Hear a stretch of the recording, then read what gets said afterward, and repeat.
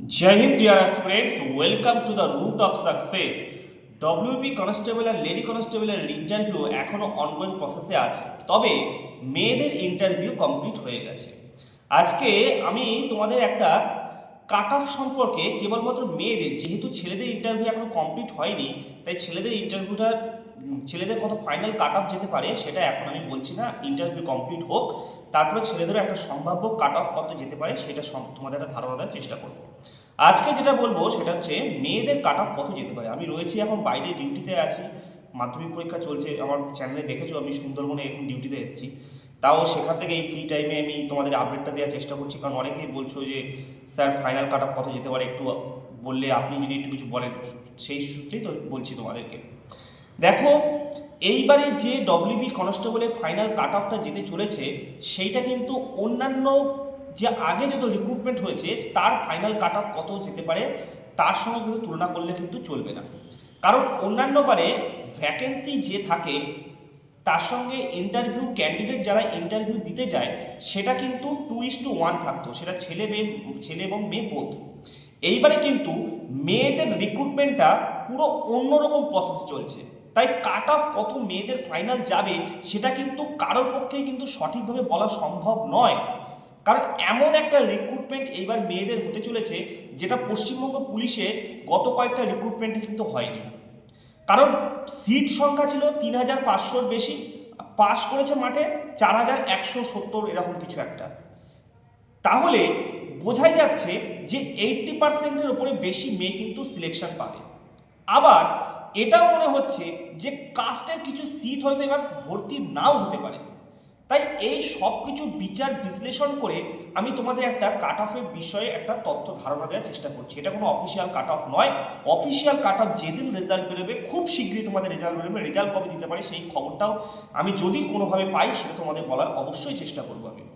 দেখো, তোমাদের বলি যে মেয়েদের পিএমটি পিইটি যে কাট অফ ছিল সেটা আমি প্রথমে দেখো বাঁদিকে আগে রাখছি। দেখো বাঁদিকে প্রথমেই বাঁদিকে তোমাদের আগে আমি ইউআরএর, ওবিসি সমস্ত কাস্টের পিএমটি পিইটি কাট অফ রাখছি। তারপর কাট অফ ইনক্রিজ কতটা করতে পারে, ইনক্রিজ করে তোমাদের ফাইনাল কাট অফ কতটা যেতে পারে সেইটাও কিন্তু তোমাদের আমি আজকে ভিডিওতে বলছি। চ্যানেলে নতুন হলে অবশ্যই চ্যানেলটিকে কিন্তু সাবস্ক্রাইব করবে।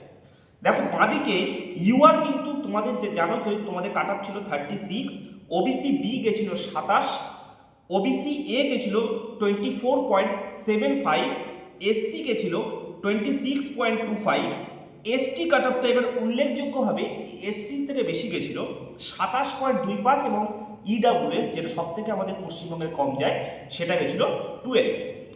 এইবার ইউআরএর কাট অফটা যদিও বা বাড়ে অনেকটা, মানে অনেকটা যেভাবে আগে বাড়তো সেটা বাড়বে না, তাহলেও কাস্টের কিন্তু নাম্বার বাড়ার সম্ভাবনা খুব কম। তাই বারবার বলছি, যাদের মোটামুটি কাস্ট কাট অফের থেকে সামান্য একটু ভালো বেশি নাম্বার আছে এবং ইন্টারভিউ দ্বারা ভালো দিয়েছো, মোটামুটি দ্বারা দিয়েছো, নিশ্চিন্ত থাকো সিলেকশন পাবে। সেই জন্য বলছি ইউআরএর কাট অফ দেখো যেতে পারে তোমাদের 44 থেকে 45-এর বেশি যাবে না, যাওয়ার সম্ভাবনা খুব কম। 45 ক্রস করার সম্ভাবনা খুব কম। 36 থেকে ম্যাক্সিমাম 11, 10 থেকে 11 কাট অফ বাড়তে পারে। কাট অফের থেকে কম যাবে কিন্তু বেশি যাবে। ওবিসি বি কত যেতে পারে? ওবিসি বি যেতে পারে 32 থেকে 34, অর্থাৎ 5 থেকে 6। আমি বারবার বলছি যে কাস্টের সিট হয়তো ফাঁকা থাকতে পারে, ইউআরএ সিট ফিল হয়ে যাবে। কারণ যারা কাস্টের যারা একটু ভালো নাম্বার পাবে তারা ইউআরএ ঢুকে যাবে, ইউআরএ সিলেকশন পাবে। অতএব লাস্টের দিকে দেখা হলো কাস্টের কিছু সিট পূরণ হলো না, এটা ঘটতে পারে। কারণ এবারে রিক্রুটমেন্ট মেয়েদের কীরকম হচ্ছে সেটা কেউ বুঝতে পারছি না আমরা। সেই জন্য বললাম যে ওবিসি বি কাট অফ হয়তো যেতে পারে 32 থেকে 34, ওবিসি এ 30 থেকে 31 কাট অফ যেতে পারে, এসসি কাট অফ যেতে পারে 30 থেকে 32। এসসি কাট অফ ছিল পিএমটি পিটিতে 26.25, সেটা বেড়ে হয়তো হতে পারে এবার 30 থেকে 32। এসটি কাট অফ যেতে পারে 28 থেকে 29, খুব বেশি হলে 1 থেকে 1.5 বা 2 নাম্বার বাড়ার সম্ভাবনা আছে, বৃদ্ধি পাওয়ার সম্ভাবনা আছে ফাইনাল মেরিটে। এবং লাস্ট বলছি ইডাব্লিউএস এর কাট অফ হয়তো 14 থেকে 15। এটাই হচ্ছে এবার ফিমেলদের সম্ভাব্য কাট অফ। আমার মতে, আমার যতটা ব্যক্তিগত অভিমত রয়েছে, অভিজ্ঞতা রয়েছে। আমি বিগত বেশ কয়েকটা রিক্রুটমেন্ট দেখেছি, বিভিন্ন তোমাদের ইন্টারভিউ ক্লাস দিয়েছি, এই সব বিষয়ে একটু নাড়াঘাটা করেছি। সেই হিসাবে বললাম যে কাট অফ এইটার বেশি এরকম একটা সম্ভাব্য কাট অফ হতে পারে। যাদের এর থেকে কম নাম্বার আসছে নিজেদের হিসাবে তারা হতাশ হয়ে পড়বে না। বারবার বলছি, মেয়েদের সিলেকশন পাওয়ার, যারা ইন্টারভিউ দিয়ে এসছো ফাইনালে সিলেকশন পাওয়ার প্রবল থেকে প্রবলতর সম্ভাবনা এবার আছে।